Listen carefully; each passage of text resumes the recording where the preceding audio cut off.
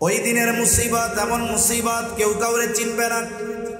আল্লাহ তাআলা বলেন, ইয়াউমা ইয়াফিরুল মারউ মিন আখিহি ওয়া উম্মিহি ওয়া আবিহি ওয়া সাহিবাতিহি ওয়া বানিহি লিকুল্লি ইমরিইম মিনহুম ইয়াউমা ইযিন শা'নুন ইউগনি। কিয়ামতের দিন ভাই ভাইয়ের থেকে পলায়ন করবে, ওয়া উম্মিহি ওয়া আবিহি পিতা মাতার থেকে পলায়ন করবে, ওয়া সাহিবাতিহি ওয়া বানিহি স্ত্রী সন্তানদের থেকে পলায়ন করবে। দুনিয়ায় একটা বাবা 14 ঘন্টা 16 ঘন্টা 18 ঘন্টা ডিউটি করে, অনেকে দেশে করে অনেকে বিদেশে করে। সারাদিন পরিশ্রমের পর এই লোকটা যখন বাসায় ফিরে মা বাবার চেহারা দেখে, স্ত্রী সন্তানের চেহারা দেখার সাথে সাথে তার 16 ঘন্টা 18 ঘন্টার কষ্ট দূর হয়ে যায়। প্রবাসে যারা থাকে কত পরিশ্রম কষ্টের পরে বাসায় ফিরে মোবাইলে ফোন দেয়, এই সন্তানের চেহারাটা দেখতে যায়, একটু কথা বলে, মোবাইলের চেহারা দেখে সারাদিনের কষ্ট তার দূর হয়ে যায়।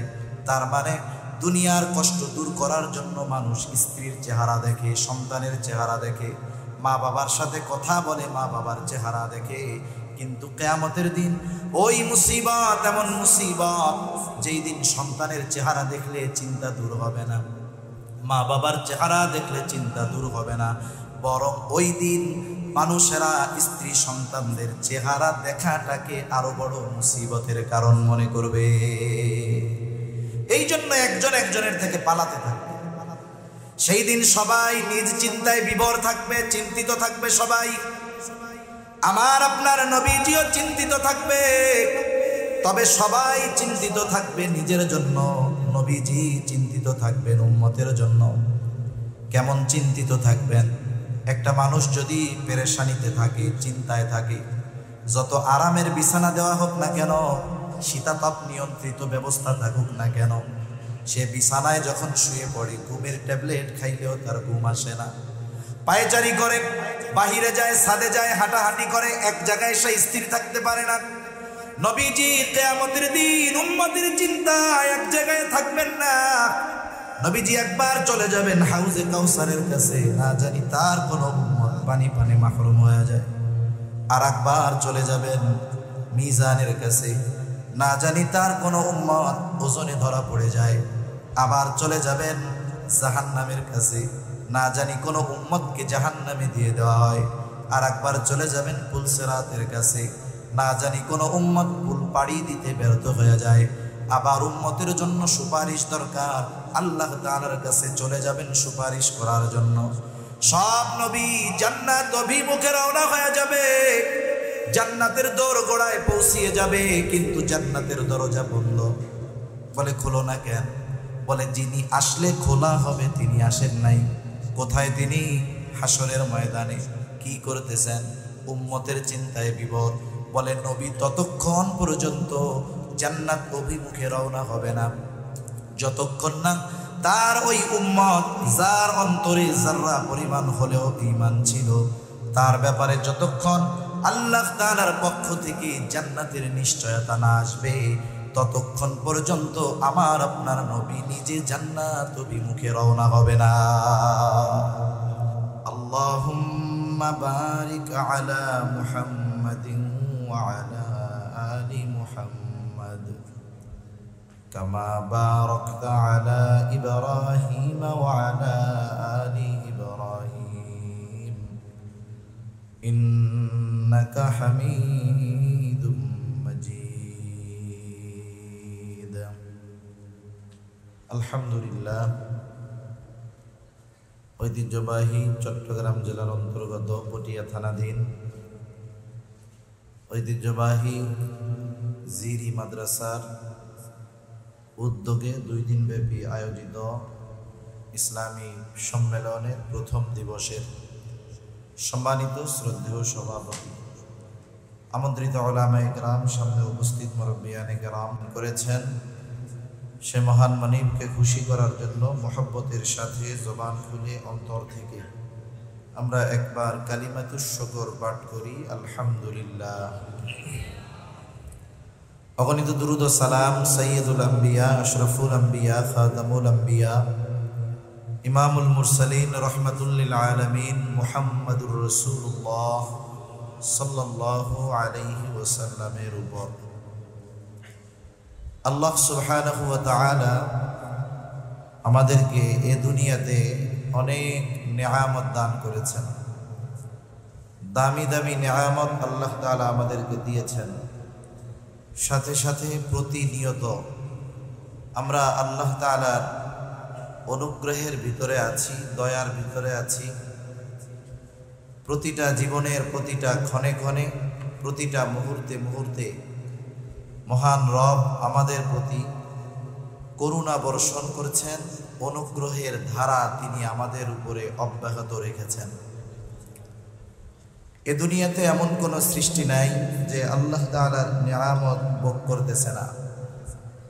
এ দুনিয়াতে আল্লাহ তাআলা অনেক দামি দামি নিয়ামত, যারা ইসলাম বিদ্বেষী, বেঈমান, নাস্তিক, এমন মানুষগুলাও প্রতিনিয়ত আল্লাহ তাআলার দেওয়া অসংখ্য দামি দামি নিয়ামত ভোগ করতেছে। এই দুনিয়াতে আল্লাহ প্রদত্ত দামি দামি নিয়ামতগুলোর মধ্যে অন্যতম দামি এক নিয়ামত হলো আল্লাহ তাআলা আমাদেরকে ঈমানের মতো মহা এক নিয়ামত দান করেছেন। সাথে সাথে মুহাম্মাদুর রাসূলুল্লাহ সাল্লাল্লাহু আলাইহি ওয়াসাল্লামের উম্মত তিনি আমাদেরকে বানিয়েছেন। এমন এক নবীর উম্মত আল্লাহ তাআলা আমাদেরকে বানিয়েছেন, সেই নবীর শান, মান, মর্যাদা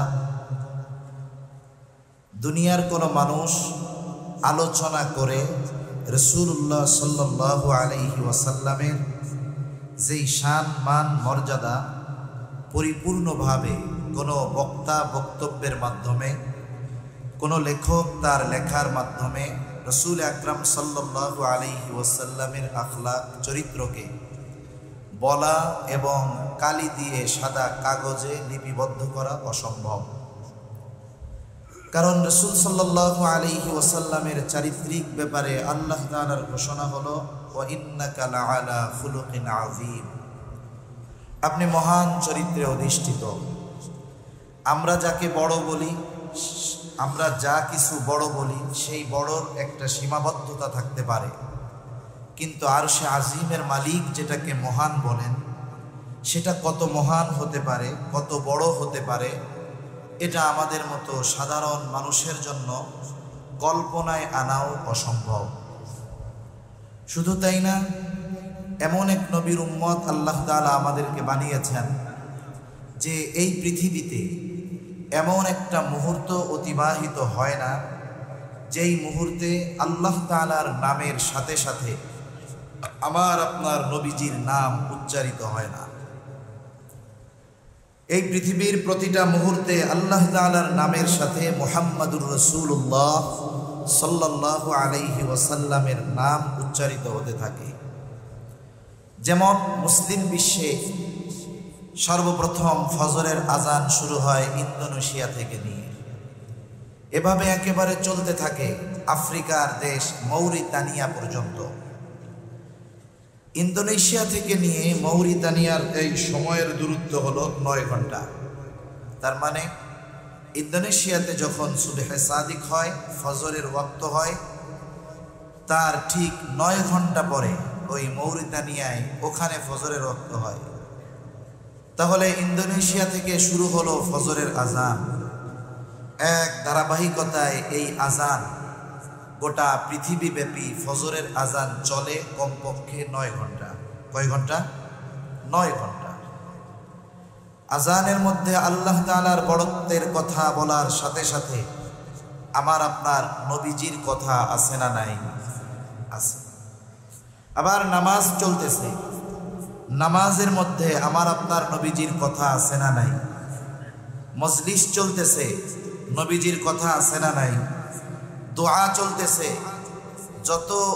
যত বিনয়ের সাথে দোয়া করা হোক না কেন, যেই দোয়ার মধ্যে দুরূদ শরীফ নাই, আল্লাহ তাআলার কাছে ওই দোয়া পৌঁছাবে না। তাহলে জীবনের প্রতিটা পারতে পারতে আল্লাহ তাআলা রাসূল আকরাম সাল্লাল্লাহু আলাইহি ওয়াসাল্লামের আলোচনাকে রেখে দিয়েছেন। এজন্য আল্লাহ তাআলা বলেন ওয়ারাফা'না লাকা যিকরাক, আমি আপনার স্মরণকে, আপনার আলোচনাকে সমুন্নত করে দিয়েছি। সুবহানাল্লাহ। যেখানেই আল্লাহ সেখানেই আলোচনা হয় মুহাম্মদুর রাসূলুল্লাহ সাল্লাল্লাহু আলাইহি ওয়াসাল্লামের। কেন হবে না?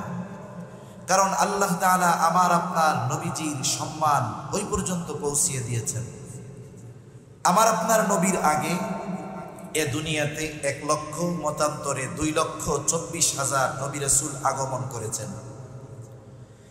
অনেক বড় বড় নবী দুনিয়ায় এসেছেন। আল্লাহ তাআলা আমার আপনার নবীর আগে কোন নবীকে গোটা সৃষ্টি জগতের জন্য নবী হিসাবে পাঠান নাই। আমার আপনার নবীর আগে যত নবী এ দুনিয়াতে এসেছেন, সব নবী কোনো না কোনো বংশের জন্য নবী, কোনো না কোনো গোত্রের জন্য নবী, কোনো না কোনো এলাকার জন্য নবী, কিন্তু গোটা পৃথিবী তথা গোটা সৃষ্টি জগতের জন্য আল্লাহ তাআলা আমার আপনার নবীর আগে কাউকে নবী বানিয়ে পাঠান নাই। কোরআনুল কারীমের মধ্যে আল্লাহ তাআলা কয়েকজন নবীর কথা এরকম বলছেন। যেমন আল্লাহ তাআলা বলেন ওয়া ইলা আদিন আখাহুম হুদা, আদ গোত্রের জন্য আল্লাহ তাআলা তাদের ভাই হুদ আলাইহিস সালামকে নবী হিসাবে প্রেরণ করেছেন। ওয়া ইলা সামুদা আখাহুম সালিহা, আল্লাহ তাআলা সামুদ গোত্রের জন্য তাদের ভাই সালেহ আলাইহিস সালামকে নবী হিসাবে প্রেরণ করেছেন। ওয়া ইলা মাদিয়ানা আখাহুম শুআইবা, আল্লাহ তাআলা বলেন তিনি মাদিয়ানবাসীর জন্য তাদের ভাই শুআইব আলাইহিস সালামকে নবী হিসাবে প্রেরণ করেছেন। কত বড় জলিলুল কদর পয়গম্বর মুসা আলাইহিস সালাম আল্লাহ তাআলার সাথে সরাসরি কথা বলতেন। কোরআনুল কারীমে এককভাবে সবচেয়ে বেশি বার মুসা আলাইহিস সালামের নাম উল্লেখ হয়েছে। ওয়া কাল্লামাল্লাহু মুসা তাকলিমা। এত বড় জলিলুল কদর পয়গম্বর মুসা আলাইহিস সালাম বনি ইসরাইলদের জন্য নবী। ইহুদিদের দাবি হলো তিনি শুধুমাত্র আমাদের নবী। হযরত ঈসা আলাইহিস সালাম আল্লাহ তাআলা তার মাধ্যমে তার কুদরতের বহিঃপ্রকাশ ঘটিয়েছেন। পিতাবিহীন তিনি দুনিয়াতে এসেছেন। আল্লাহ তাআলা এবং কুদরত তার মাধ্যমে বহিঃপ্রকাশ করিয়েছেন। শুধু তাই না, যখন ঈসা আলাইহিস সালাতু ওয়াস সালাম মাতৃকোলে ছিলেন, দুগ্ধপোষ্য শিশু, যে কথা বলতে পারে না, কিছু বোঝে না, ওই অবস্থায় মুসা আলাইহিস সালামের জবান থেকে কথা বের করেছেন কে? আল্লাহ তাআলা মুসা ঈসা আলাইহিস সালামকে একেবারে সদ্য ভূমিষ্ঠ শিশু জবান খুলে দিয়েছে, মানুষের সামনে কথা বলছে। আদম আলাইহিস সালাতু ওয়াস সালাম আল্লাহ তাআলা বলেন খলাকতু বিয়াদাইয়া, আমি নিজের হাতে সৃষ্টি করেছি। আদম আলাইহিস সালামের ব্যাপারে আল্লাহ তাআলা বলেন তিনি মানব কুলের পিতা, কিন্তু সব মানুষের জন্য নবী না। ইব্রাহিম আলাইহিস সালাতু ওয়াস সালাম কত জলিলুল কদর পয়গম্বর, তিনি আমাদের নাম রেখেছেন মুসলমান, মুসলিম মিল্লাতের পিতা তিনি। আল্লাহ তাআলা বলেন মিল্লাতা আবিকুম ইব্রাহিম হুয়া সাম্মাকুমুল মুসলিমিন, তিনি সব মুসলমানদের পিতা, তবে সব মুসলমানের জন্য নবী না। কিন্তু আমার আপনার নবীর ব্যাপারে আল্লাহ তাআলা বলেন, আপনি বলেন কুল ইয়া আইয়ুহান নাসু ইন্নী রাসূলুল্লাহি ইলাইকুম জামিআ, আপনি বলেন আমি তোমাদের সকলের জন্য আল্লাহ তাআলার পক্ষ থেকে প্রেরিত রাসূল, প্রেরিত হয়েছি।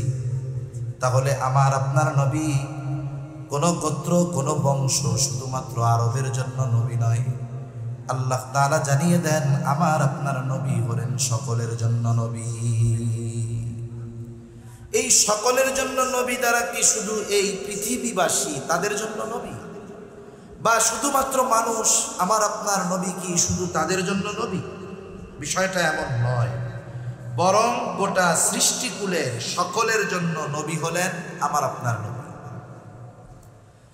নবীজির আগে সব নবীর নবুয়তির একটা পরিব্যাপ্তি ছিল, এরিয়া ছিল, নির্দিষ্ট সীমানা ছিল, গণ্ডি ছিল। কারণ দেখা গেছে পৃথিবীতে এক সময় একাধিক নবী ছিলেন, পাশাপাশি এলাকায় তারা অবস্থান করতেন। কিন্তু আমার আপনার নবীজির নবুয়তির পরিব্যাপ্তি কত দূর, আমার আপনার নবীজির নবুয়তির পরিব্যাপ্তি হলো তত দূর। আল্লাহ তাআলার রুবুবিয়তের বিস্তৃতি যত দূর, তার মানে যেই জায়গার রব আল্লাহ, সেই জায়গার নবী রহমত মুহাম্মাদুর রাসূলুল্লাহ। পবিত্র কোরআনুল কারীমের সর্বাধিক পাঠিত সূরা সূরা ফাতিহা। সূরা ফাতিহা এমন এক সূরা প্রত্যেক নামাজের প্রতি রাকাতে লাগে। ইমামের পেছনে যখন পড়া হয়, ইমামের কেরাতি, মুসল্লির কেরাত, তখন আমরা পড়ি না, তখন ইমামেরটা শুনি। একা যখন সুন্নাত পড়ি, নফল পড়ি, তখন প্রতি রাকাতে সূরা ফাতিহা নিজে পড়ি। সূরা ফাতিহার শুরুতেই আমরা বলি আলহামদুলিল্লাহি রাব্বিল আলামিন। সকল প্রশংসা আল্লাহর জন্য। আল্লাহকে বলে যিনি জগৎ সমূহের রব। আলম এক বচন, আলামিন বহু বচন, তার মানে আল্লাহ তাআলা বলেন জগৎ একটা নয়, অগণিত জগৎ আছে। মহাকাশ নিয়ে যারা গবেষণা করে মাঝে মধ্যে দেখবেন তারা বলে এত আলোকবর্ষ দূরে একটা নতুন গ্রহের সন্ধান পাওয়া গেছে, নতুন একটা আলম, নতুন একটা জগতের সন্ধান পাওয়া গেছে। গোটা পৃথিবীব্যাপী তোলপাড় সৃষ্টি হয়ে যায় যে পৃথিবীবাসী নতুন করে একটা স্থানের সন্ধান পেয়েছে, ওই জায়গায় মানব বসতি স্থাপন করা হবে। তাহলে নাসা যদি নতুন একটা আলম তথা জগতের সন্ধান পায়, গোটা পৃথিবীতে তোলপাড় সৃষ্টি হয়ে যায়। কিন্তু আল্লাহ তাআলা ১৫০০ বছর আগে আল্লাহ তাআলা কোরআনুল কারীম নাজিল করে জানিয়ে দিলেন যে শোনো, এই জগৎ শুধু একটা জগৎ এমনটা নয়, বরং এই পৃথিবী একটা জগৎ এমনটা নয়, বরং আরো অগণিত জগৎ যিনি সৃষ্টি করেছেন তিনি কে? অগণিত জগৎ। যেই আল্লাহ জগৎ সমূহের রব, সেই আল্লাহ কোরআনুল কারীমের মধ্যে ঘোষণা দেন ওয়ামা আরসালনাকা ইল্লা রাহমাতাল লিল আলামিন। আল্লাহ তাআলা বলেন শুধুমাত্র আমি আপনাকে জগৎ সমূহের জন্য রহমত হিসাবে প্রেরণ করেছি। তার মানে যত জগৎ আছে সব জগতের রব প্রতিপালক আল্লাহ, আর যত জগৎ আছে সব জগতের জন্য রহমত হলেন মুহাম্মাদুর রাসূলুল্লাহ। গোটা সৃষ্টি জগতের মধ্যে শুধু এই পৃথিবী না, পৃথিবী তো মহাকাশের নিচে। পৃথিবীর অবস্থানটা কেমনে ব্যাখ্যা করা যায়?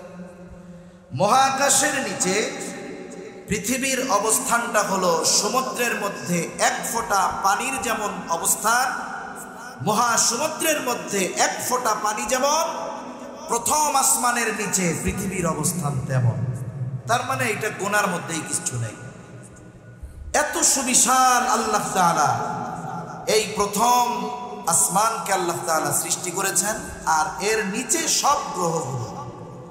এরকম তো একটা না, আরো ৬টা আছে। তাহলে এইরকম যত জগৎ আছে সব জগতের মধ্যে কোনো একটা ইঞ্চি জায়গা নাই যে যেই জায়গার রব আল্লাহ তাআলা নয়। এরকম কোন জায়গা আছে নাকি? দ্বিতীয় আসমানের নিচে আছে নাকি ২-১ ইঞ্চি জায়গা যে জায়গার রব আল্লাহ তাআলা নয়? আছে এরকম? কোথাও নেই। যেমন গোটা সৃষ্টি জগতের মধ্যে ১ ইঞ্চি জায়গাও নাই যেই জায়গার রব আল্লাহ তাআলা নয়, অনুরূপভাবে গোটা সৃষ্টি জগতের মধ্যে ১ ইঞ্চি জায়গাও নাই যেই জায়গার রহমত আমার আপনার নবী নয়। তিনি সকলের জন্য নবী, তিনি সব সৃষ্টির জন্য তিনি রহমত, শুধুমাত্র মুমিনদের জন্য নয়, বরং তিনি রহমাতুল লিল আলামিন হওয়ার কারণে পৃথিবীর সকল সৃষ্টি, এমনকি যারা অন্তরের মধ্যে ইসলামের ব্যাপারে সর্বোচ্চ বিদ্বেষ লালন করে, তাদের কর্ম কথার মাধ্যমে ইসলামের বিরোধিতা করে, এমনকি যারা স্বয়ং নবীজির উপস্থিতিতে নবীজির উপরে জুলুম করেছে, আমার আপনার নবীজিকে বারবার হত্যার অপচেষ্টা করেছে, এই মানুষগুলো আমার আপনার নবীজি রহমত হওয়ার সুবিধা ভোগ করেছে। গোটা পৃথিবীর কাফেররা নবীজি রহমাতুল লিল আলামিন হওয়ার সুবিধা ভোগ করতেছে, কিয়ামত পর্যন্ত করবে। নবীর কারণেই তো আল্লাহ তাআলা যারা ইসলাম বিদ্বেষী কাফের, এদেরকে সমূলে ধ্বংস করে দিবেন না, এটা আল্লাহ তাআলার প্রতিশ্রুতি। তা না হলে যেই পরিমাণ পাপাচার অনাচার, নবীজি যদি আল্লাহ তাআলার কাছে এই আফরিয়াত না করতেন, তাহলে দেখা যাইত অতীতের অনেক উম্মতের মতো এই উম্মতেরও কিছু মানুষের উপরে এমন আযাব আসতো যে তারা সমূলে নির্মূল হয়ে যাইত। এজন্য আমার আপনার নবীর কারণে সমূলে নির্মূল করে দেওয়া হয় না। শুধু তাই না, আবু জেহেল, উতবা, সাইবা এরাও নবীজির কারণে বাইচা গেছে। আবু জেহেল একদিন নবীজির সামনে এসে নবীজিকে শুনিয়ে শুনিয়ে বলতেছে, আল্লাহ, নবীজিকে শোনায়া আল্লাহ তাআলার কাছে দোয়া করে বলে, আল্লাহ, সত্যই যদি আপনি কোরআন নাজিল করে থাকেন, তার মানে সত্যই যদি এই কোরআন আপনি মুহাম্মাদের উপরে নাজিল করে থাকেন, তাহলে আমাদেরকে পাথর বর্ষণ করেন অথবা যন্ত্রণাদায়ক শাস্তি দেন। আবু জেহেল নবীজিকে শুনিয়ে শুনিয়ে আযাব কামনার দোয়া করে কার কাছে? আল্লাহ তাআলার কাছে। বলেন তো, আল্লাহ তাআলার কাছে কোনো বান্দার যদি কিছু চাইতে মন চায়, আল্লাহ তাআলা মনে হয় মুখ দিয়া জোরে উচ্চারণ না করলে শুনতে পারে না, এমন নাকি? বরং কথা মুখে আনা লাগে না, হৃদয়ে যদি থাকে কোনো কথা, দুনিয়ার কেউ না জানলেও জানেন কে? আল্লাহ তাআলা জানেন। তাহলে ওর যদি আযাব গজব মনেই চায় যে আসুক আমার উপরে, তাইলে নবীজিকে শুনিয়ে শুনিয়ে বলার দরকার কি? গভীর রাতে উঠে আল্লাহ তাআলার কাছে বললেই তো হইল। এক নাম্বার বলার কারণ হলো যে আসলে এই কথার দ্বারা নবীজিকে একটু খোঁচা দিতে চায়, কষ্ট দিতে চায় কথার মাধ্যমে। দুই নাম্বার বিষয় হলো যে মক্কার মুশরিকেরা আল্লাহ তাআলার কাছে কেন চায়, দোয়া করে? ওরা তো ওদের দেবদেবীদের কাছে গিয়া বলবে। বাস্তবতা হলো মক্কার মুশরিকেরা যদিও আল্লাহ তাআলার সাথে শিরিক করত, তবেও তারা আল্লাহ তাআলার অস্তিত্বে অবিশ্বাসী ছিল না, বরং স্রষ্টা হিসাবে তারা আল্লাহ তাআলাকে বিশ্বাস করত। এ কথা আমার নয়, বরং কোরআনুল কারীমের মধ্যে আল্লাহ তাআলা বলেন, ওয়ালাইন সাআলতাহুম মান খালাকাস সামাওয়াতি ওয়াল আরদ লায়াকুলুন্নাল্লাহ। আল্লাহ তাআলা বলেন, আপনি যদি তাদের কাছে জানতে চান, তাদেরকে যদি জিজ্ঞাসা করেন, মান খালাকাস সামাওয়াতি ওয়াল আরদ, আসমান এবং জমিনের স্রষ্টাকে, এই প্রশ্ন যদি আপনি তাদের কাছে করেন, ওরা ওদের দেবদেবীদের কথা বলবে না। জবাব কি দিবে? আল্লাহ তাআলা দুইটা তাকিদ দিয়ে তাদের জবাব বলেন। আল্লাহ তাআলা বলেন, লায়াকুলুন্নাল্লাহ, আপনার এই প্রশ্নের জবাবে অবশ্যই অবশ্যই তারা বলবে আসমান এবং জমিনের স্রষ্টা হলেন আল্লাহ। নবী জিজ্ঞাসা করবেন কাফেরদের, আসমান জমিনের স্রষ্টাকে। কাফেররা জবাব কি দিবে? যে লাত, মানাত, উজ্জা না, বরং আল্লাহ তাআলা দুইটা তাকিদ সহকারে বলেন, অবশ্যই অবশ্যই এরা বলবে আসমান জমিনের স্রষ্টা কে? আল্লাহ। আল্লাহ তাআলা এক জায়গায় বলেন, ওয়ালাইন সাআলতাহুম মান নাযালা মিনাস সামাই মাআন ফাআহইয়া বিহিল আরদা বা'দা মাউতিহা। আপনি যদি তাদের জিজ্ঞাসা করেন, মান নাযালা মিনাস সামাই মা, কে আসমান হতে বাড়ি বর্ষণ করে, পানি বর্ষণ করে? শুধু তাই না, ফাআহইয়া বিহিল আরদা বা'দা মাউতিহা, ওই পানি বর্ষণ করার দ্বারা মৃত জমিন তথা ফসল উৎপাদনের অনুপযুক্ত জমিনকে কে ফসল উৎপাদনের জন্য উপযুক্ত করে তোলে? অর্থাৎ ওই পানির দ্বারা মৃত জমিনকে কে পুনরুজ্জীবিত করে তোলে? ওরা ওদের দেবদেবীদের কথা বলবে না, কি বলবে জবাবে? আল্লাহ তাআলা বলেন, লায়াকুলুন্নাল্লাহ, আপনার এই প্রশ্নের জবাবে অবশ্যই অবশ্যই তারা বলবে এগুলো যিনি করেন তিনি কে? বলবে অবশ্যই অবশ্যই আল্লাহ এগুলো দেন। আল্লাহ তাআলা আরেক জায়গায় বলেন ওয়ালা ইন সাআলতাহুম মান খালাকাহুম লায়াকুলুন্নাল্লাহ, আপনি যদি তাদের জিজ্ঞাসা করেন তাদের স্রষ্টাকে, কে তাদেরকে সৃষ্টি করেছে, তারা নাস্তিকদের মতো বলবে না এমনিই হয়ে গেছে, প্রাকৃতিক ভাবে হয়েছি, বরং কি বলবে লায়াকুলুন্নাল্লাহ, অবশ্যই অবশ্যই আমাদের স্রষ্টা হলেন আল্লাহ। তাহলে আল্লাহ তাআলার অস্তিত্বের ব্যাপারে তাদের কি দৃঢ় বিশ্বাস ছিল, কিন্তু তারা এমন কিছু আল্লাহ তাআলার সাথে শিরক করত যার কারণে তাদের এই বিশ্বাস মূল্যহীন হয়ে গেছে, কোনো দাম নেই। আবার নবীজি এক জায়গায় বলেন আবু জেহেল আল্লাহ তাআলার কাছে দোয়া করেছে, আল্লাহ তাআলা আবু জেহেলের দোয়াও কবুল করেছেন। বদরের দিন সকাল বেলায় আবু জেহেল আল্লাহ তাআলার কাছে দোয়া করে বলে, আল্লাহ আজকে যারা হকের উপরে আছে, সত্যের উপরে আছে, আপনি তাদেরকে বিজয় দান করেন। নবীজি বলেন আল্লাহ তাআলা আবু জেহেলের দোয়া কবুল করেছে। বদরের দিন যারা হকের উপরে ছিল, সত্যের উপরে ছিল, আল্লাহ তাআলা তাদেরকে বিজয় দান করেছে। তাহলে নবীজিকে শুনিয়ে শুনিয়ে আল্লাহ তাআলার কাছে বলার উদ্দেশ্য হলো নবীজিকে কষ্ট দেওয়া। সে কেমন যেন নবীজিকে বলতে চায়, আসলে উপযুক্ত আমি ছিলাম, তা তোমার কাছে আল্লাহ তাআলা পাঠাইছে।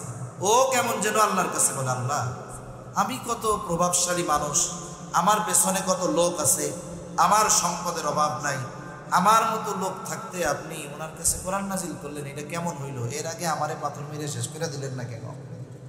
অনেক মানুষ আছে আর একজনের সাথে তার শত্রুতার প্রয়োজন নাই, তার প্রতিবেশী, তার বন্ধু, তার পরিচিত জনের উন্নতি অগ্রগতি, তার প্রতি তার অন্তরে হিংসার বীজ বপন করে দেয়, অটোমেটিক শত্রু হয়ে যায়। হয় কি হয় না? অনেক সময় তো মানুষ অনেকের উন্নতি দেখে বলে, এই লোকটার এই অবস্থা হইল, আরে আল্লাহ এই লোকটা এরকম হইল, এই দৃশ্য দেখার আগে, এই কথা শোনার আগে আমি মরলাম না কেন? এরকম বলে না অনেকে? এগুলো কি খবর শুনলাম, এগুলো শোনার আগে মরলাম না কেন? এই যে বলতেছে মরলাম না কেন বা আমার মরণ হলো না কেন, এটাই যদি আজরাইল এসে বলে যে তোমার তো মরতে মন চায়, তাহলে আমার সাথে চলো, ও কি মরতে চাইবে নাকি? ও বলবে ধরু মিয়া, আমি কি মরতে চাইছি, এমনি এমনি কইছি। তার মানে চিন্তা করেন পরশ্রী কাতরতা, হিংসা কেমন এক রোগ, যে এটার কারণে অনেক সময় মানুষ নিজের মৃত্যুও কামনা করে। এজন্য বুজুর্গদের সোহবতে যাওয়া দরকার আমাদের, যাতে আমাদের এই অন্তরের রোগগুলো দূর হয়ে যায়। অন্তরের রোগ এটা জটিল এক জিনিস। যেমন পৃথিবীতে যত ভয়ানক রোগ আছে, মরণ ব্যাধি, দেখবেন এই মরণ ব্যাধি যে রোগগুলো, এই রোগগুলোর আলামত শরীরের বাহির অংশে প্রকাশ পায় খুব কম। হার্টের রোগ আপনি বাহিরে কিছু দেখবেন না, ভিতরে ক্যান্সারের জীবাণু দেহ খেয়ে ফেলছে, বাহিরে কিছুই টের পাওয়া যায় না।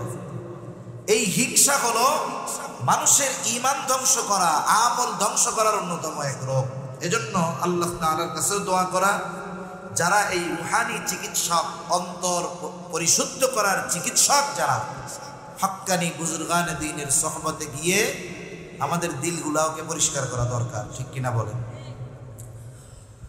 তা আবু জেহেল এই কথা নবীজিরে শোনায় শোনায় বলতেছে, মানুষ যখন আমাকে আপনাকে কোনো কথা বলবে, তিরস্কার করে খোঁচা মেরে, মানুষ হিসাবে স্বাভাবিক আমার আপনার খারাপ লাগতেই পারে, ঠিক কিনা বলেন? আবার অনেক সময় অনেক ভদ্র মানুষ আছে, মানুষ যদি তাকে তিরস্কার করে কিছু বলে চুপ করে থাকে। সবাই তো আর একরকম না। মনে করেন কতজন হুজুরদের বলে জঙ্গি, মোল্লা, মানুষের বাড়িতে খায়, এই করে সেই করে। দেখবেন কিছু মানুষ আছে শরীফ মানুষ, উনি খালি শুনে, কিছু বলে না, মাথা নিচু করে চলে আসে। আবার অনেক সময় অনেকে আছে যে তিনি খুব ভদ্র, সাথে আছে এক বন্ধু, এটা খুব চেতা। এখন ওই ভদ্র মানুষকে কেউ যদি তিরস্কার করে, সে যদিও কিছু না বলে, কিন্তু সাথে যে শক্তিশালী বন্ধু, সে চুপ করে বসে থাকে না, প্রতিবাদ করে বলে, মিয়া আমার বন্ধুটারে ভদ্র পাইছ, এই জন্য কিছু পাও না, আমারে বইলা দেখতা, সাইজ করে দিতাম, ঠিক কিনা বলেন? জাহেল, মূর্খ, অজ্ঞ কোন ব্যক্তিকে উদ্দেশ্য করে কিছু বলে আল্লাহর বান্দা চুপ করে থাকে, এটা তার দুর্বলতা নয়। অনেক সময় চুপ থাকা, জবাব না দেওয়া, এটাই বড় প্রতিবাদ, ঠিক কিনা? এজন্য রহমানের বান্দাদের যত গুণাবলী আছে এর মধ্যে একটা গুণ আল্লাহ তাআলা বলেন, ওয়াইদা খাতাবাহুমুল জাহিলুনা ক্বালু সালামা। আবু জেহেল নবীজিকে শোনায় শোনায় কথা বলে, নবীজি কিছু বলেন না। কিন্তু আবু জেহেল যে আমার আপনার নবীকে কষ্ট দিতে চায়, যে কথাগুলো বলতেছে, আল্লাহ তাআলা শুনেন কি শুনেন না? নবী ঠিক কিছুই বলেন নাই, কিন্তু আল্লাহ তাআলা জবাব পাঠায় দিলেন আমার আপনার নবীর জবান দিয়ে। আল্লাহ তাআলা বলেন, হাবিব, আসলে ওরা যা বলে, ওরা যা করে, ওরা যে শাস্তি কামনা করে তার চাইতে কঠিন বিষয়ের উপযুক্ত তারা। কিন্তু শাস্তির উপযুক্ত হওয়ার পরেও কেন আমি শাস্তি দেই না, শুইনা নেন। আল্লাহ তাআলা বলেন, ওয়ামা কানাল্লাহু লিয়ুআযিবাহুম ওয়া আনতা ফীহিম। শাস্তি দেই না কেন? এটা আপনার সম্মানার্থে। আপনি যতক্ষণ তাদের মধ্যে আছেন, শুধুমাত্র আপনার সম্মানার্থে আমি তাদেরকে আযাব দেই না। আবু জেহেল, উতবা, সাইবা সহ এরা শাস্তির উপযুক্ত, শাস্তি পাওয়ার মতো কথা কাজ সবকিছু করার পরেও আল্লাহ তাআলা আযাব কেন দেন নাই? বলে আপনি আছেন এই জন্য দেই নাই। কেন দেই নাই? বলে আপনি তো রাহমাতুল লিল আলামিন, আপনি এই পৃথিবীতে আছেন আর শাস্তি দেব, আযাব দিব, এটা হতে পারে না, কারণ আযাব আর রহমত একসাথে থাকতে পারে না। এজন্য অতীতে যত নবীর উম্মতদেরকে আল্লাহ তাআলা শাস্তি দিয়েছেন, এমনটা কখনো হয় নাই আল্লাহ আযাব দিয়েছেন আর ওই জায়গায় ওই নবী উপস্থিত আছে, এমনটা হয় নাই। আগে আল্লাহ তাআলা ওই নবীকে তার নবুয়তির এরিয়ার বাইরে নিরাপদে সরায় নিছেন, এরপরে আল্লাহ তাআলা আযাব দিয়েছেন। তাহলে আদ গোত্রের নবী হুদ আলাইহিস সালাম, আল্লাহ শাস্তি দিতে চাইলেন, হুদ নবীকে সরায় নিলেন। ইউনূস আলাইহিস সালাম যেই জায়গার নবী সরায় নিলেন, শুআয়ব আলাইহিস সালামকে সরায় নিলেন, সালেহ আলাইহিস সালামকে সরায় নিলেন। উনি ওনার নবুয়তির এরিয়ার বাইরে চলে গেল। বলেন তো আমার আপনার নবীকে কোথায় সরায় নিবে? কারণ সরানোর মতো 1 ইঞ্চি জায়গা গোটা সৃষ্টি জগতের কোথাও নাই, কারণ আমার আপনার নবী হলেন রহমাতুল লিল আলামিন। আমার আপনার নবীর সম্মানার্থে কাফেররা শাস্তি পায় নাই নগদে, নাইলে ওরা যা করছে শাস্তির উপযুক্ত ছিল। তাহলে যে কথা থেকে গেলাম, নবীজি রহমাতুল লিল আলামিন হওয়ার এই সুবিধা শুধু মুমিনরা ভোগ করে তা নয়, কাফেররাও ভোগ করতেছে, ঠিক কিনা বলেন? আবার দেখেন এই উম্মতের জন্য নবীজির কেমন দয়া, আল্লাহ তাআলা তার অন্তরটাকে কত নরম বানায় দিয়েছে, অন্তরের মধ্যে কত রহমত, কত দয়া ভরপুর করে দিয়েছে। আব্দুল্লাহ ইবনে আমর ইবনুল আস রাদিয়াল্লাহু তাআলা আনহু থেকে বর্ণিত, নবীজি কোরআন থেকে তিলাওয়াত করলেন যা আল্লাহ তাআলা ইব্রাহিম আলাইহিস সালামের ব্যাপারে নাজিল করেছেন। কোরআনে কি নাজিল করেছেন? আল্লাহ কোরআনুল কারীমের 13তম পারা সূরা ইব্রাহিমের মধ্যে আল্লাহ তাআলা ইব্রাহিম আলাইহিস সালাম তার গুনাহগার উম্মতের জন্য ক্ষমা চেয়ে আল্লাহ তাআলার কাছে দোয়া করেছেন। ওই দোয়ার কথাটাই আল্লাহ তাআলা কোরআনে জানিয়ে দিয়ে বলেন, রব্বি ইন্নাহুন্না আযলালনা কাসীরাম মিনান নাস ফামান তাবিআনি ফাইন্নাহু মিন্নী ওয়া মান আসানি ফাইন্নাকা গফুরুর রহিম। ইব্রাহিম আলাইহিস সালাম বলেন, ও রব, এই প্রতিমাগুলো, এই মূর্তিগুলো অধিকাংশ মানুষকে পথচ্যুত করে ফেলেছে। ফামান তাবিআনি ফাইন্নাহু মিন্নী, যে আমার আনুগত্য করেছে সে তো আমার দলভুক্ত। আমান আসানি, যে আমার আনুগত্য করে নাই, যদিও করে নাই, যদিও মানে নাই, তথাপিও তো ইব্রাহিম আলাইহিস সালামের উম্মত।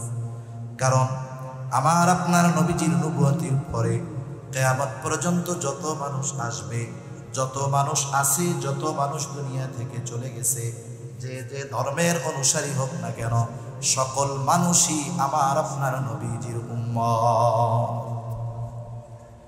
অনেক সময় এমনটা হয় যে বাধ্য সন্তানের চাইতে মা বাবা অবাধ্য সন্তানকে নিয়ে চিন্তিত বেশি থাকে, দোয়া তার জন্য বেশি করে, তার কথা মানুষের কাছে বেশি বলে। সন্তান অবাধ্য কিন্তু তার জন্য বেশি চিন্তিত থাকে। কেন? বলে মোহাব্বতের কারণে। চিন্তা করে যেগুলো তো বাধ্য ওগুলো তোর একটা রাস্তা হয়েছে, কিন্তু যেটা অবাধ্য এটার কি হবে। মা বাবা সন্তান খারাপ হওয়ার পরেও তাকে ত্যায্য পুত্র করে দেয় না, বের করে দেয় না, বরং তার পরিবর্তনের জন্য আল্লাহ তাআলার কাছে দোয়া করে, মানুষের কাছে বলে, উলামায়ে কেরামের কাছে বলে, দেখেন একটু কিছু করা যায় কিনা। কেন করে? মোহাব্বতের কারণে।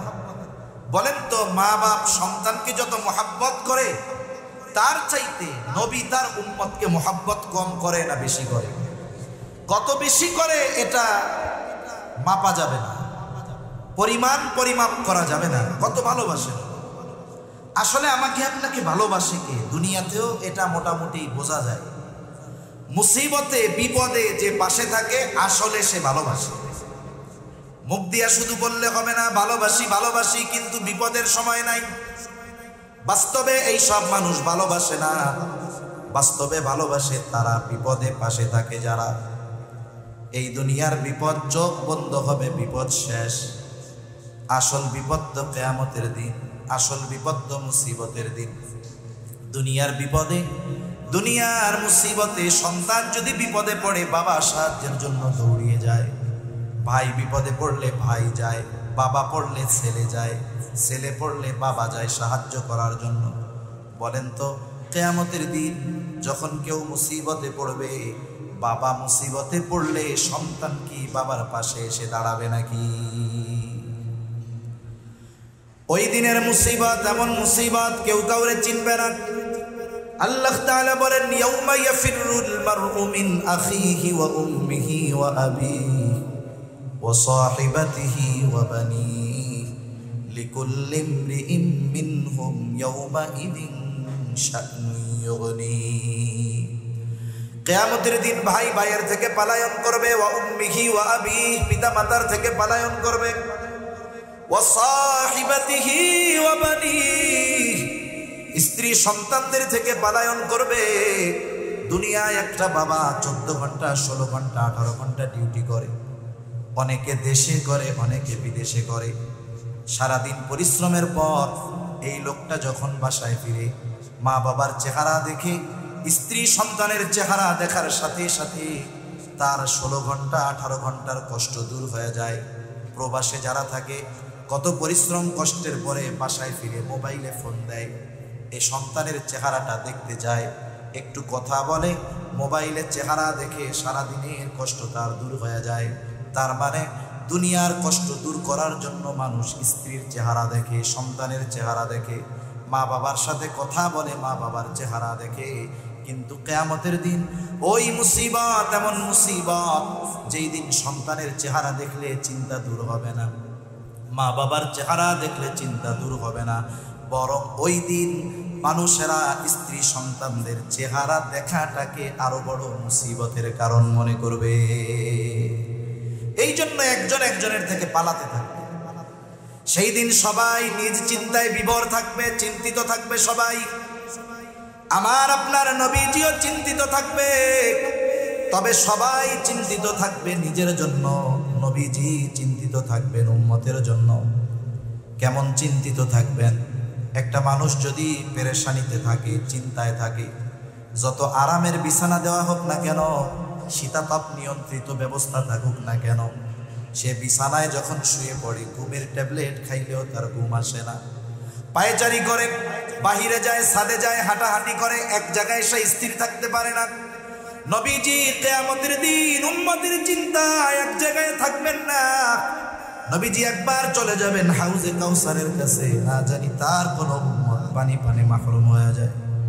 আর একবার চলে যাবেন মিজানের কাছে, না জানি তার কোন উম্মত ওজনে ধরা পড়ে যায়। আবার চলে যাবেন জাহান্নামের কাছে, না জানি কোন উম্মতকে জাহান্নামে দিয়ে দেওয়া হয়। আর একবার চলে যাবেন পুলসিরাতের কাছে, না জানি কোন উম্মত ভুল পাড়ি দিতে ব্যর্থ হয়ে যায়, আবার উম্মতের জন্য সুপারিশ দরকার, আল্লাহ তাআলার কাছে চলে যাবেন সুপারিশ করার জন্য। সব নবী জান্নাত অভিমুখে রওনা হয়ে যাবে, জান্নাতের দোরগোড়ায় পৌঁছিয়ে যাবে, কিন্তু জান্নাতের দরজা বন্ধ। বলে খোলো না কেন?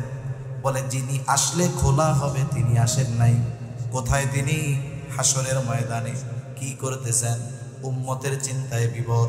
বলে নবী ততক্ষণ পর্যন্ত জান্নাত অভিমুখে রওনা হবে না, যতক্ষণ না তার ওই উম্মত যার অন্তরে যাররা পরিমাণ হলেও ঈমান ছিল, তার ব্যাপারে যতক্ষণ আল্লাহ তাআলার পক্ষ থেকে জান্নাতের নিশ্চয়তা না আসবে, ততক্ষণ পর্যন্ত আমার আপনার নবী নিজে জান্নাত অভিমুখে রওনা হবে না।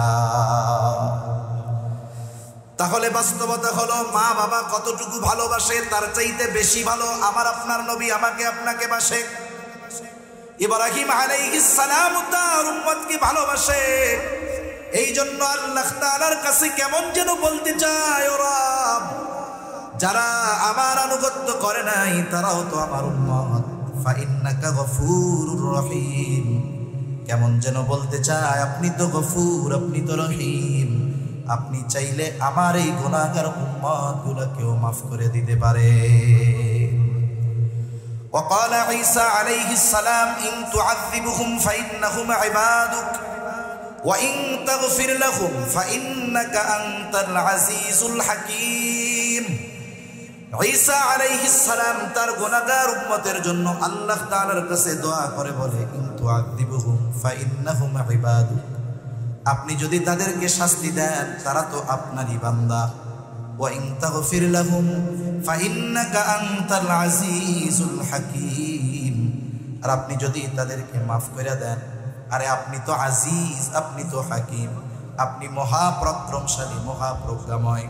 ঈসা আলাইহিস সালাম কেমন যেন বলে, আল্লাহ আমার উম্মত আপনার গুনাহগার বান্দাগুলারে আপনি মাফ করে দেন। দুই নবী তার উম্মতের জন্য ক্ষমা চেয়ে আল্লাহ তাআলার কাছে দোয়া করছে।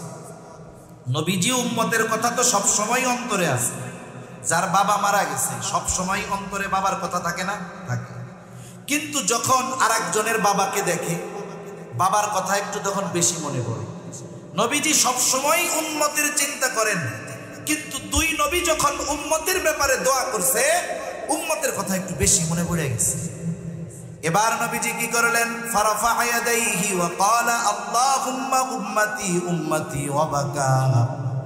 নবীজি দুই হাত উঁচু করলেন, দুই হাত উঁচু করে বলতেছেন, আল্লাহুম্মা উম্মতি, আল্লাহুম্মা উম্মতি, আয় আল্লাহ আমার উম্মত, আমার উম্মত।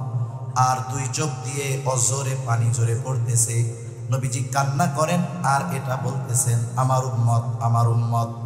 আল্লাহ তাআলা জিবরাইল আলাইহিস সালামকে বলে, জিবরাইল যাও মুহাম্মাদের কান্নার কারণ জিজ্ঞাসা করো। জিবরাইল আলাইহিস সালাম চলে এসেছে, এসে জিজ্ঞাসা করে আপনার কান্নার কারণ কি? যদিও আপনার কান্নার কারণ আপনার মালিক জানে, এরপরেও তিনি শুনতে চায়। আরে আল্লাহ জানার পরে কেন শুনতে চায়? মাঝে মধ্যে আমি বলি, বৃহস্পতিবার বিকাল বেলায় মক্তবের বা হিফজখানার ছোট একটা বাচ্চা ওস্তাদের কাছে গেছে আসরের পরে, ওস্তাদের পাশে বসে শুধু কান্না করে, কিছু বলে না। ছোট বাচ্চা, বলেন তো বৃহস্পতিবারে কোনো মক্তবের বা হিফজখানার ছোট বাচ্চা যদি হুজুরের পাশে বসে কান্না করে, কি জন্য কান্না করে ওস্তাদকে বলার দরকার আছে নাকি? বলেন তো কেন কান্না করে? ছুটি চায়, বাসায় যেতে চায়, ওস্তাদও বুঝে, জিজ্ঞাসা করে কান্না করো কেন? এবার কান্নার গতি আরো বাইরে যায়।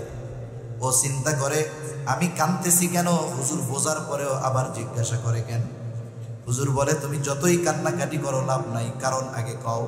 এইবার কান্না জড়িত কণ্ঠে ছেলেটা ওস্তাদের কাছে বলে, ওস্তাদ আমার আম্মাকে একটু দেখতে মন চায়, ছোট ভাইটাকে একটু দেখতে মন চায়, একটু ছুটি দেন, বাড়িতে যাব। ওস্তাদ এবার একটা হাসি দিয়া বলে, যাও আগামীকাল মাগরিবের আগে চলে আসবা। এখন কথা হলো, ছাত্রের কান্নার কারণ জানার পরেও ওস্তাদ ছাত্রর মুখে শুনতে চায় কেন? বলে এটা হলো ওস্তাদ আর ছাত্রের মধ্যে মহব্বতের বহিঃপ্রকাশ। নবীজি কান্না করে কেন জানার পরেও কেন আল্লাহ শুনতে চায়? বলে এটা হলো আমার আপনার নবীর প্রতি আল্লাহ তাআলার ভালোবাসার বহিঃপ্রকাশ। উম্মতের ব্যাপারে সব কথা খুলে বলছে জিবরাইল আলাইহিস সালামকে। জিবরাইল আলাইহিস সালাম গিয়ে বলে, আল্লাহ আপনার হাবিবের কান্নার কারণ তার উম্মত। আল্লাহ তাআলা বলে, যাও আমার হাবিবকে মুহাম্মদকে গিয়া জানায় দাও, অচিরেই আমি তাকে তার উম্মতের ব্যাপারে সন্তুষ্ট করব, অসন্তুষ্ট করব না। আল্লাহ তাআলা কোরআনুল কারীমের মধ্যে সূরাতুদ দুহার মধ্যে বলেন, ওয়ালা সাউফা ইউতিকা রাব্বুকা ফাতারদা, অচিরেই আপনার রব আপনাকে এমন কিছু দিবেন যে আপনি খুশি হয়ে যাবেন। এই আয়াতের তাফসীরে এই হাদিসটা আসছে। আর এর জবাবে নবী বলেন, আমি ততক্ষণ পর্যন্ত খুশি হব না যতক্ষণ আমার সব উম্মতকে আল্লাহ মাফ করবে না। তাহলে নবীজির প্রতি আমাদের প্রতি নবীজির ভালোবাসা কেমন, এটা বোঝার জন্য দুনিয়ার কোনো মানুষের স্বাক্ষর দরকার নাই। আরো অনেক হাদিস উপমা দেওয়া যাবে, অল্প সময়ের মধ্যে শুধু আল্লাহ তাআলার কথাটা বইলা শেষ করে দেই।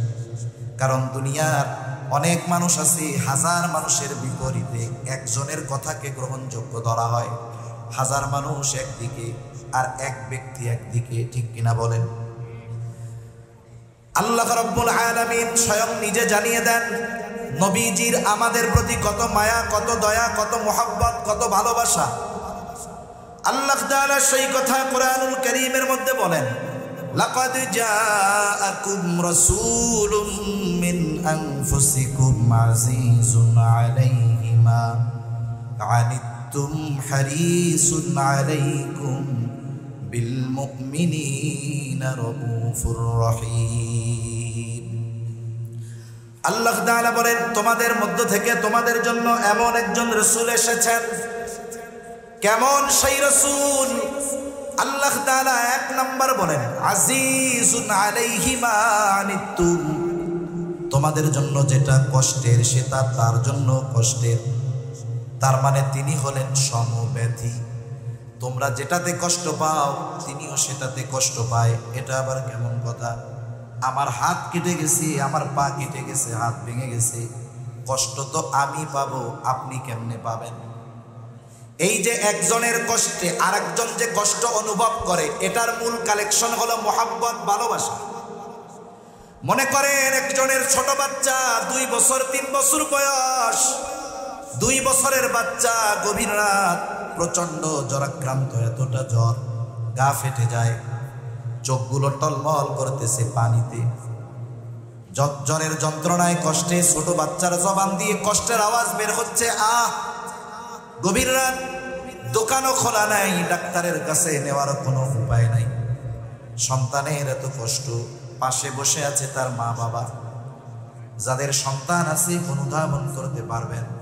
বলেন তো, জ্বরাক্রান্ত ওই শিশু বাচ্চা জ্বরের কারণে যত কষ্ট পায়, তার পাশে বসে থাকা সুস্থ মা বাবা সন্তানের চাইতে কষ্ট বেশি পায় না কম পায়? কম না বেশি পায়? যাদের বাচ্চা কাচ্চা নেই এরা তো এটা সহজে বুঝবে, যাদের আছে এরা বুঝবে। তাহলে কষ্ট কেন পায়? অন্য মা বাবা তো পাবে না, উনরা কেন পায়? বলে সন্তান তো মোহাব্বতের কারণে, ওর কষ্ট মা বাবার কষ্টের কারণ হয়। যেই মা বাবা সন্তানের কষ্টে কষ্ট পায় মোহাব্বতের কারণে, বলেন তো সেই উম্মতের কারণে নবী কষ্ট কেন পাবে না? সন্তানকে মা বাবা যত ভালোবাসে তার চাইতে অগণিত গুণ বেশি ভালো নবী তার উম্মতকে বাসে। আল্লাহ তাআলা সেই জন্য বলেন তিনি হলেন আজিজ, সমব্যথী। 2 নাম্বার, আল্লাহ রাব্বুল আলামিন বলেন হারিসুন আলাইকুম, তিনি তোমাদের জন্য কল্যাণকামী। তবে মুমিনদের জন্য আল্লাহ তাআলা নবীজিকে বিশেষ অনুগ্রহ বলে অভিহিত করেছেন। আর এক জায়গায় আল্লাহ তাআলা বলেন, লাকাদ মান্নাল্লাহু আলাল মুমিনিনা ইদ বাআসা ফীহিম রাসূলাম মিন আনফুসিহিম, যে আল্লাহ তাআলার বিশেষ অনুগ্রহ মুমিনদের উপর যে তিনি তাদের মধ্য থেকে তাদের জন্য একজন রাসূল পাঠিয়েছেন। এই জন্য নবী মুমিনদের জন্য স্পেশাল অনুগ্রহ। এ কথাও আল্লাহ তাআলা বলেন, এই রাসূল সবার জন্য সমব্যথী কল্যাণকামী, তবে মুমিনদের জন্য স্পেশাল ভাবে তিনি কেমন? বলে বিল মুমিনিনা রাউফুর রহিম, তিনি মুমিনদের জন্য হলেন অতি সদয় পরম দয়ালু। রাউফুর রহিম হলেন আল্লাহ। রাউফুর রহিম কে? দুনিয়ার কেউ কি রাউফুর রহিম হতে পারে? যদি কেউ বলে আমার পীর সাহেব রাউফ রহিম, তাইলে তুমি বলতে হবে তুমিও বেঈমান, তোমার পীরও বেঈমান, ঠিক কিনা বলেন? রাউফুর রহিম একমাত্র আল্লাহ। ওই রাউফুর রহিম আল্লাহ, অতি সদয় পরম দয়ালু ওই মালিক নবীজির তার মুমিন উম্মতদের প্রতি কেমন দয়া মায়া মোহাব্বত ভালোবাসা, এটা বোঝানোর জন্য স্বয়ং নিজের গুণবাচক শব্দ আমার আপনার নবীজির সাথে আল্লাহ ব্যবহার করেছেন। সুবহানাল্লাহ। এ কথার দ্বারা এতটুকুই বোঝা যায় যে আসলে আমার আপনার নবীর উম্মতের প্রতি কেমন মায়া। শুধু যে মুমিনদের প্রতি নবীজির এই মায়া ছিল তা নয়, গোটা সৃষ্টি জগতের সকল মাখলুকের প্রতি নবীজির মায়া ছিল, দয়া ছিল, ঠিক কিনা বলেন? এজন্যই তো আল্লাহ তাআলা আমার আপনার নবীকে রহমাতুল লিল আলামিন হিসাবে অভিহিত করেছেন। আমাদের প্রতি নবীজির যেই মহব্বত, এই মহব্বত আমাদেরকে অনুধাবন করতে হবে। এই মহব্বত যদি কেউ অনুধাবন করতে পারে, ওই ব্যক্তি নবীর ব্যাপারে কোনো কটূক্তি, নবীর ব্যাপারে কোনো বেয়াদবিমূলক আচরণ, যারা নবীর মহব্বতকে অনুধাবন করতে পারে তারা নবীর প্রতি কোনো ধরনের অশালীন আচরণকে মেনে নিতে পারে না, জীবন দিয়ে হলেও এগুলোর প্রতিবাদ করে, ঠিক কিনা বলেন? আল্লাহ তাআলা আমাদের সকলকে নবীজির আমাদের প্রতি মহব্বতকে অনুধাবন করে আমাদেরকেও আমাদের জীবনের চাইতে নবীজিকে বেশি মহব্বত করার তৌফিক আল্লাহ তাআলা দান করেন। সকলে বলি আমিন। ওয়া আখিরু দাওয়ানা আলহামদুলিল্লাহি রাব্বিল আলামিন। আসসালামু আলাইকুম ওয়া রাহমাতুল্লাহি ওয়া বারাকাতুহু।